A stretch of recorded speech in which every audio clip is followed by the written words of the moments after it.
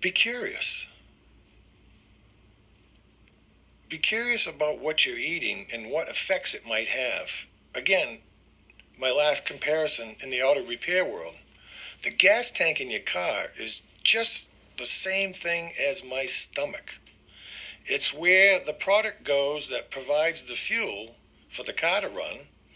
The stomach is where we put the fuel to run the body, but in the car world, if I put kerosene in my gasoline-driven automobile because somebody gave me 5 gallons and it was free, so it was like, this is cheap food, let me pour that in my gas tank.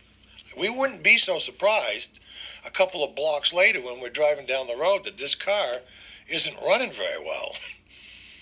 It's sluggish, it doesn't want to get off the couch, it can barely move, it can do all those kind of human-like symptoms.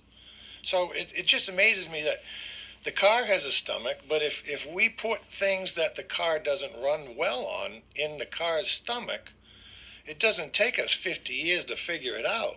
But we don't have that same connection. And that's what I wish people would, I hope people would be curious enough to think, what am I putting in my gas tank? And given the things that I put in my gas tank, how's my car running? How's this engine running? This engine.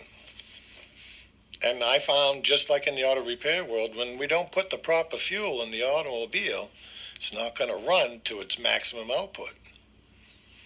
It's going to be sluggish, hard to start, stalls at intersections, got no power, can barely get out of its own way. That's just how I was feeling. So that's kind of like my parting thought. If you want your engine to run at maximum output, let's be a little more curious about what we're willing to put in our gas tank, known as our stomach.